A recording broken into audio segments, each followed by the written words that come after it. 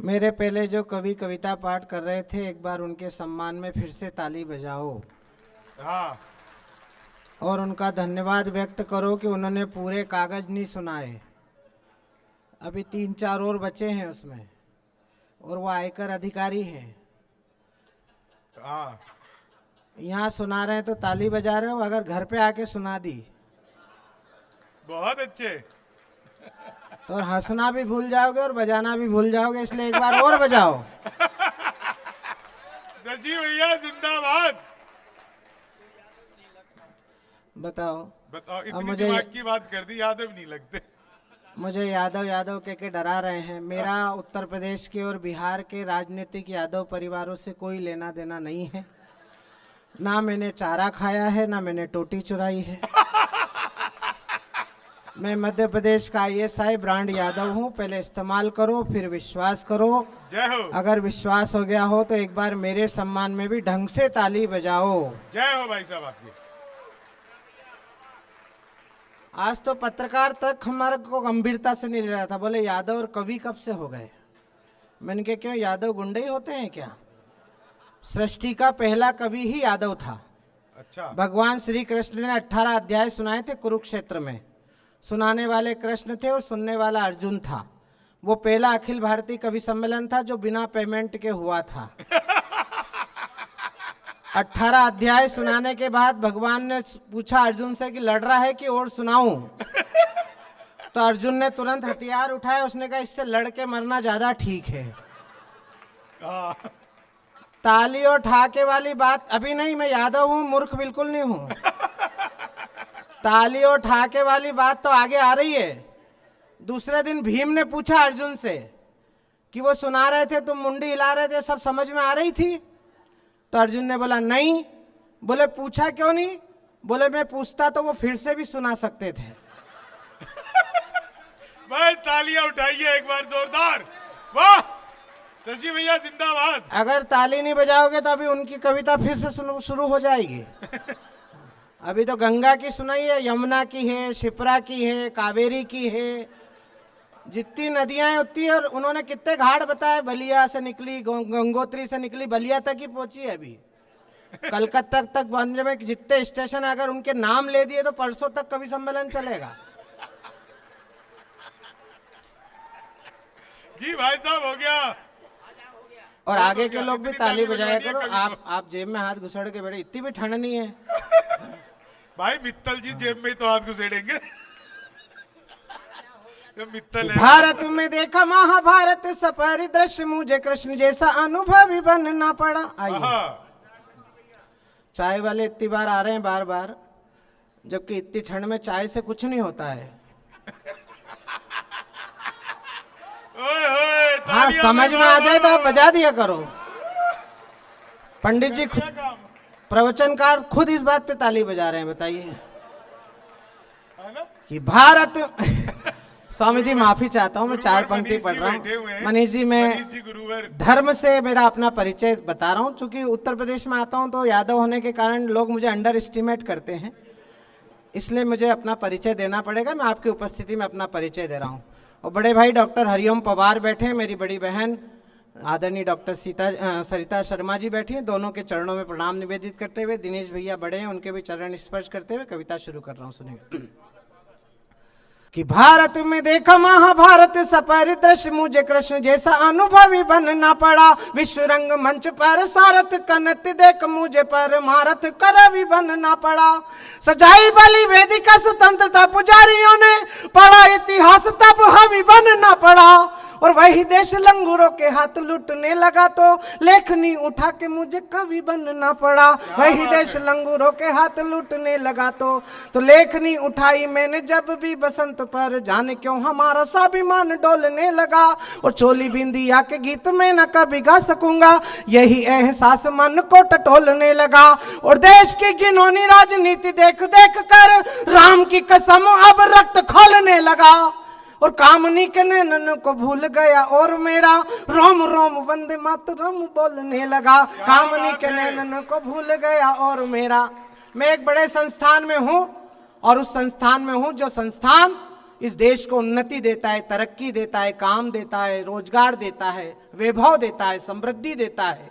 मैं उस संस्थान में 4 पंक्ति पढ़ रहा हूं। चौथी पंक्ति पर अगर आपको 15 अगस्त याद आ जाए तो फिर मैं एक एक श्रोता की तालियां चाहता हूं कि राष्ट्रवाद की उमंग ताल से बजी मृदंग, देखो राष्ट्रभक्ति वाला रंग गहरा दिया। बताओ, इनका अभी भी फोन आ रहा है। इस उम्र में इस डील डोल को कौन फोन कर रहा होगा? किसकी मौत आई होगी जो इस बुलडोजर के नीचे आएगा? बुलडोजर के नीचे। घर से आया? अच्छा, घर से आया है, बता रहा। बताओ, इन तक का घर बस गया इस देश में।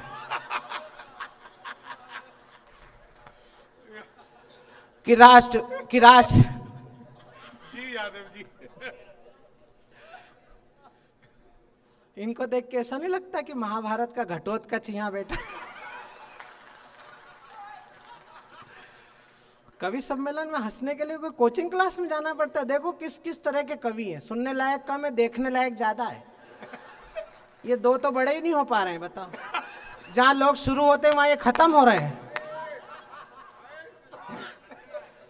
कि भारत में देखा महाभारत कहा था मैं, कि राष्ट्रवाद की उमंग ताल से बजी मृदंग, देखो राष्ट्रभक्ति वाला रंग गहरा दिया। कि हमारी पद्मिनी ने कितना लंबा गीत सुनाया, सांवरिया सांवरिया सांवरिया। अब ये तो भोली लड़की है, हमारे परिवार की है तो संस्कारवान है, वरना नोएडा में कौन ढूंढ रहा है सांवरिया को? यहाँ तो ऐसा है, धोया भिगोयार हो गया। वो आती रही, मिलती रही, हम इसी को प्यार समझ बैठे। वो एक दिन नहीं आई, अपन रविवार समझ बैठे। वाह। मंडे को मन चला और मन चली का मेल हुआ, ट्यूसडे को ट्यूनिंग में हुई तकरार है, वेडनेसडे को चैटिंग हुई, थर्सडे को डेटिंग हुई, फ्राइडे को माल संस्कृति में खोया प्यार है। ना ही कोई नैन लड़े, ना ही प्रेम पत्र पढ़े, ना ही इजहार इकरार इनकार है। सैटरडे को रेकिंग हुई, संडे को ब्रेकिंग हुई, वीकेंड की क्लोजिंग में खत्म हुआ प्यार। वाह, वीकेंड की क्लोजिंग। और अगर ये डिजिटल प्यार सफल हो जाए, शादी हो जाए, घर में 2-3 बच्चे हो जाए, तो हमारे घर में वो संवाद होते हैं जो दुनिया में नहीं होते हैं। कोरोना ऐसे ही थोड़ी गया अपने देश से, घबरा के चला गया। आपके इधर तो नुकसान भी हुआ, राजस्थान में तो कोरोना टिका ही नहीं। एक दिन आया और भगा। मेरे को जयपुर में मिला तो मैंने पूछा, मैंने कहा कोरोना तुम राजस्थान में क्यों नहीं रुक रहे हो? बोले यहाँ का मुख्यमंत्री हमको कोरोना कहता है। भाई तालियां, जोरदार, अद्भुत टिप्पणी है। वाह, क्या पति पत्नी का संवाद सुना रहा हूं। 2 पंक्ति पति ने पत्नी से कही, दीदी। उसके बाद पत्नी ने जो जवाब दिया तो बेचारा पति कुछ भी कहने लायक नहीं रहा। पत्नी से पति ने कहा कि मैं, भैया प्लीज, मैं यादव हूं, मुझे बहुत डर लगता है कोई मंच पे चढ़ता है मेरे कविता पाठ में। ये तो मुंह बांध के ऐसा चढ़ रहा है जैसे कवियों को लूटने के लिए चढ़ रहा हूं। और ये तो सभ्य आदमी प्लेट उठाने के लिए चढ़ रहा है। एक जाके आदमी लठ लेके आ गया था, मैं कविता पढ़ रहा था, तो मैंने कहा भैया मुझसे कोई गलती हो गई? बोले नहीं नहीं, आप तो हमारे यहाँ मेहमान हो, हम तो उसको ढूंढ रहे हैं जिसने आपको बुलवाया है। बहुत अच्छे। तो ये धोती वाले बाबा बैठे, इन्होंने ही बुलाया है, बड़े बाल वालों ने। अब मैं छंद ही भूल गया उसके चक्कर में।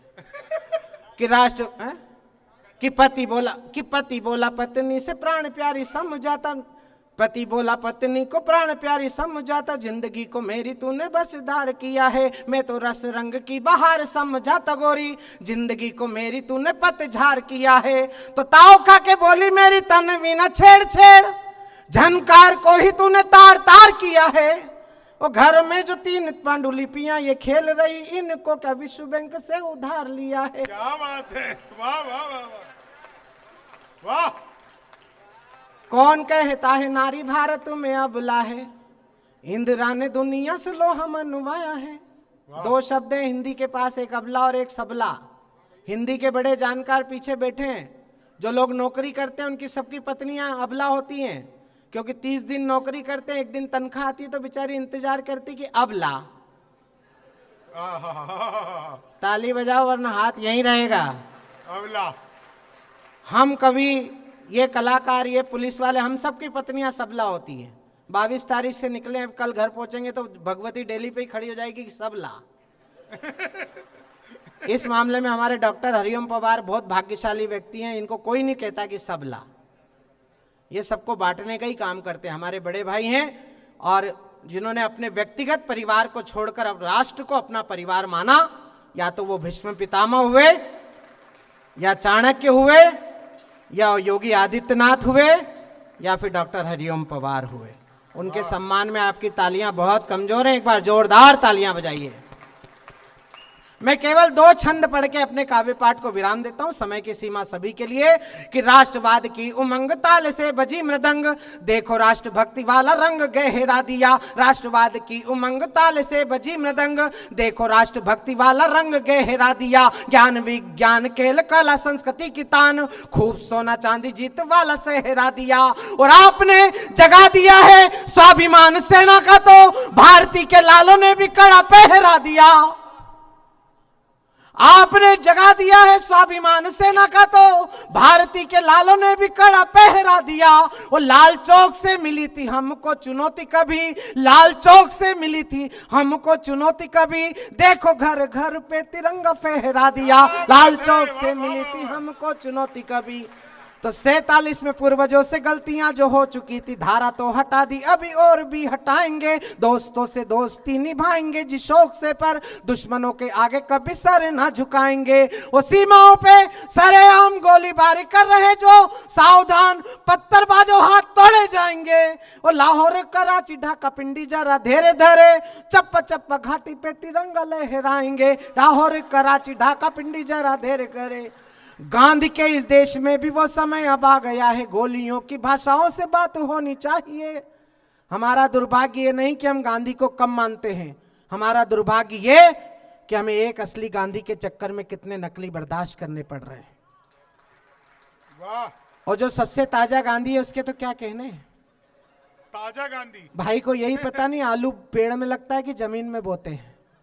अभी यात्रा पे हैं वो, इन्होंने बताया ना, पैदल तो पहले ही थे, केरल से निकले तो किसान आ गए, बोले फसल नष्ट हो गई, तो बोले खुले में क्यों बोई थी। बताओ, ये प्रधानमंत्री बनना चाहते हैं। माता जी उनसे ज्यादा आगे। छत्तीसगढ़ में किसानों को मुआवजा बांटने गई थी, तो किसानों ने 500-500 रुपए इकट्ठे करके दिए। बोले मुझे पैसे क्यों दे रहे हो, मेरे पास तो बहुत है। बोले नहीं मैडम, फसल आपकी भी नष्ट हुई है।